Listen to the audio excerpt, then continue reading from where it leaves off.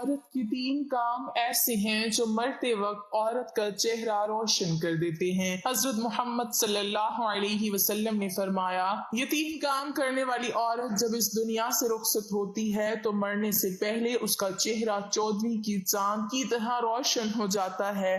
اللہ تعالیٰ اس عورت کو بسم اللہ الرحمن الرحیم، عورت کے 3 کام مرتے وقت اس کا چہرہ روشن کر دیتے ہیں۔ جو عورت اپنی زندگی میں یہ 3 کام کر لیتی ہے تو مرنے کے بعد اس کا چہرہ روشن ہو جاتا ہے، اور مرتے وقت کسی بھی مرد یا عورت کا چہرہ روشن ہو جانا، اس پر نور آ جانا، اس بات کی علامت ہے کہ اللہ تعالیٰ نے اسے بخش دیا ہے۔ حضرت مولانا جلال الدین رومی رحمہ اللہ علیہ کے پاس ایک عورت آئی، کہنے لگی، حضرت آج میں ایک ایسی عورت کی میت کو دیکھ کر آ رہی ہوں کہ جس کا چہرہ مرنے کے بعد روشن اور چمکدار ہو گیا، ایسا لگ رہا تھا کہ جیسے اس پر نور کی بارش ہو رہی ہو۔ مولانا جلال الدین رومی رحمہ اللہ فوراً بول پڑے کہ اس عورت نے حضرت امام باقر رحمہ اللہ کے بتائے ہوئے کاموں پر ضرور عمل کیا ہوگا، یعنی ان کی بتائی گئی نصیحتوں پر ضرور عمل کیا ہوگا۔ محترم ناظرین، ہر ایک عورت کا چہرہ مرتے وقت روشن نہیں ہوتا، بلکہ صرف اسی عورت کا چہرہ روشن اور پر نور ہوتا ہے جو اپنی زندگی میں یہ 3 کام سر انجام دیتی ہے۔ تو وہ عورت مولانا صاحب سے کہنے لگی، حضرت مجھے وہ 5 کام بتائیں کہ وہ کون کون سے ہیں، ہو سکتا ہے کہ میں بھی ان کاموں کو اپنا لوں تو میرا یہ کالا اور گناہوں میں ڈوبا ہوا چہرہ مرتے وقت روشن اور چمکدار ہو جائے۔ مولانا رومی رحمت اللہ علیہ نے فرمایا، میں نے امام باقر رحمت اللہ علیہ کی زندگی کے بارے میں پڑھا،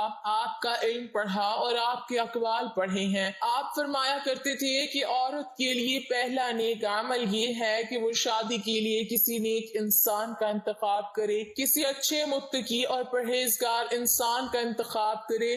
نکاح کرتے وقت اس کی نیت یہ ہونی چاہیے کہ میں تو گنہگار ہوں، خطا کار ہوں، لیکن جب میں کسی نیک انسان کے ساتھ نکاح کروں گی تو میری زندگی میں آنے والا نیک انسان جو 5 وقت کا نمازی ہوگا، نیک اور عبادت گزار ہوگا، اور جب اس کے منہ سے کوئی بات نکلے تو قبول ہوتی ہوگی، جب وہ میری زندگی میں آئے گا تو مجھے بھی 5 وقت کی نماز اور قرآن پڑھنے، روزہ رکھنے، صدقہ و خیرات کرنے اور دوسرے نیک اعمال کرنے کی تلقین کرے گا۔ تو جب میں اس کے نیک کاموں کی تلقین پر عمل کروں گی تو ایک تو مجھے اپنے شوہر کی بات ماننے کا ثواب ملے گا، جو کہ ہر عورت کو ملتا ہے جب وہ اپنے شوہر کے حکم کی بجا آوری کرتی ہے۔ دوسرا، جب میں 5 وقت کی نماز ادا کرنے کے لیے وضو کروں گی تو یہ وضو میرے چہرے کو اس دنیا میں بھی اور آخرت میں بھی روشن کر دے گا۔ ناظرین کرام، قیامت کا ہولناک دن ہوگا، ہر مرد و عورت پریشان حال ہوگا، نفسا نفسی کا عالم ہوگا، لوگوں کے چہروں پر قرب اور تکلف کے باعث ہوائیاں اڑ رہی ہوں گی، تو ایسے میں ایک عورت ایسی بھی ہوگی کہ جس کا چہرہ 14ویں کے چاند کی طرح چمکتا ہوگا۔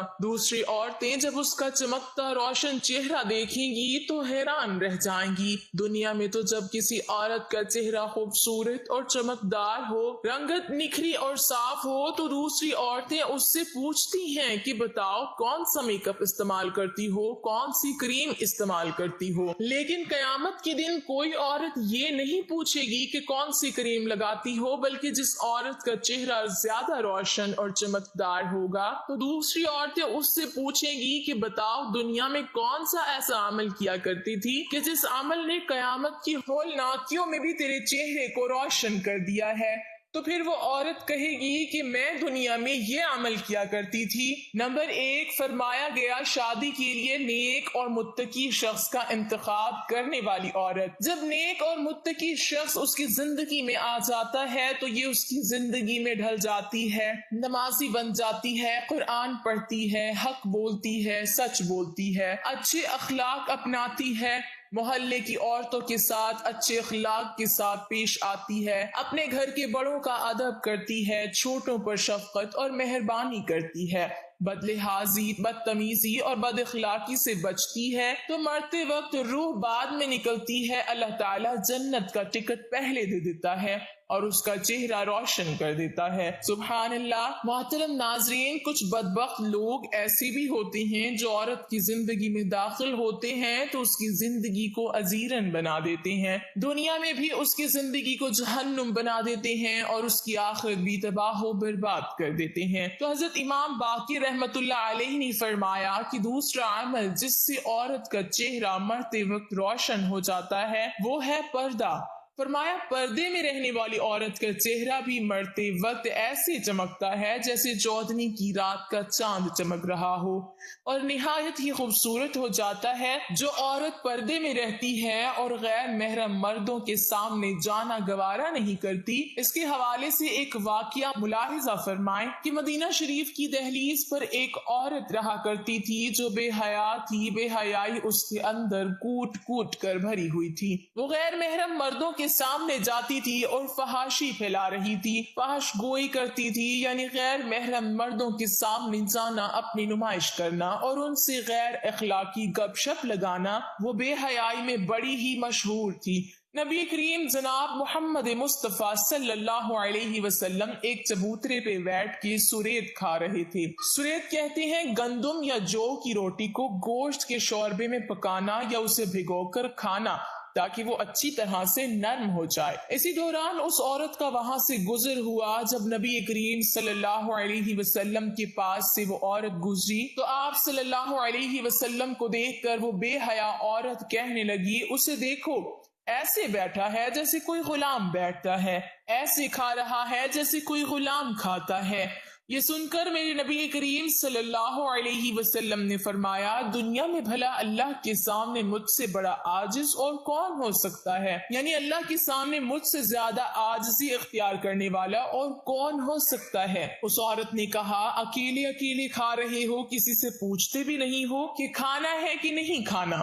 نبی کریم صلی اللہ علیہ وسلم نے فرمایا، اگر تم نے کھانا ہے تو کھا لو۔ وہ بے حیا عورت نبی کریم صلی اللہ علیہ وسلم کے پاس آئی تو نبی کریم صلی اللہ علیہ وسلم نے فرمایا، یہ لے لو اور کھا لو۔ تو کہنے لگی، نہیں نہیں، میں نے تو آپ کے ہاتھوں سے کھانا ہے۔ نبی کریم صلی اللہ علیہ وسلم نے ایک لقمہ اٹھایا اور اسے دینے لگی تو کہنے لگے کہ نہیں نہیں، میں نے یہ بھی نہیں کھانا، بلکہ میں نے وہ کھانا ہے جو آپ کے منہ میں ہے۔ اللہ اکبر! اللہ دیکھ رہا ہے، نوری فرشتے دیکھ رہے ہیں اور اللہ آپ کو دیکھ کر مسکرا رہا ہے کہ میرا حبیب کرتا کیا ہے۔ اللہ دیکھ کر مسکرا رہا ہے کہ میرا پیارا محبوب اب کیا کرتا ہے۔ نبی کریم صلی اللہ علیہ وسلم جانتے ہیں کہ بے حیائی میں یہ عورت مشہور ہے، تو جب اس بے حیا عورت نے کہا کہ حضرت میں نے تو وہی لقمہ کھانا ہے جو آپ کے منہ میں ہے، تو نبی کریم صلی اللہ علیہ وسلم نے اپنا منہ والا لقمہ نکال کر اس عورت کو دے دیا، اور جیسے ہی اس عورت نے وہ لقمہ کھایا تو اس کے اندر ایک انقلاب پیدا ہو گیا۔ نبی کریم صلی اللہ علیہ وسلم کے منہ سے نکلا ہوا لقمہ جو کھایا تو پھر ساری زندگی اس عورت نے کسی مرد کو اپنا چہرہ نہ دکھایا۔ کہنے والے کہتے ہیں کہ پھر اس عورت نے کبھی کسی کو اپنا چہرہ نہ دکھایا اور جہاں بھی جاتی تو پردہ کر کے جاتی۔ پھر ایک دن وہ نبی کریم صلی اللہ علیہ وسلم کے قریب سے گزری تو اس کی نظریں نیچے ہیں۔ آپ صلی اللہ علیہ وسلم نے پہچانا کہ یہ تو وہی عورت ہے، تو آپ صلی اللہ علیہ وسلم نے دعا فرمائی، اے پردے میں چھپی عورت، اللہ تعالیٰ تیرا پردے میں چھپا چہرہ روشن کر دے۔ جب وہ مر رہی تھی تو رات کا وقت تھا، گھر سے باہر 14ویں رات کے چاند نے پورے علاقے کو روشن کر رکھا تھا، جبکہ گھر کے اندر پورے کمرے کو اس پردہ عورت کی پردے کے اندر چھپے چہرے نے روشن کر رکھا تھا۔ پھر فرمایا گیا تیسرا کام ہے بسم اللہ پڑھنے کا عمل، یعنی جو عورت ہر کام شروع کرنے سے پہلے بسم اللہ الرحمن الرحیم کہتی ہے، اس کے متعلق ایک عورت کا واقعہ قابل ذکر ہے کہ وہ باتوں میں ہر بات میں بسم اللہ بہت زیادہ پڑھا کرتی تھی، یعنی جب کوئی بھی کام ہوتا شروع کرتے وقت اور اختتام پر بسم اللہ ضرور پڑھا کرتی تھی۔ اس کا شوہر بڑا ہی منافق انسان تھا تو اس عورت کا یہ عمل اس کے شوہر کو بڑا ہی ناگوار گزرتا۔ اب شوہر نے اپنی اس بیوی کو شرمندہ کرنے اور بے عزت کرنے کی غرض سے اسے ایک تھیلی دی اور کہا کہ اسے سنبھال کر رکھ دو۔ اب اس بیوی نے بسم اللہ پڑھ کر اپنے شوہر سے وہ تھیلی لی اور بسم اللہ پڑھ کر ایک محفوظ مقام پر رکھ دی۔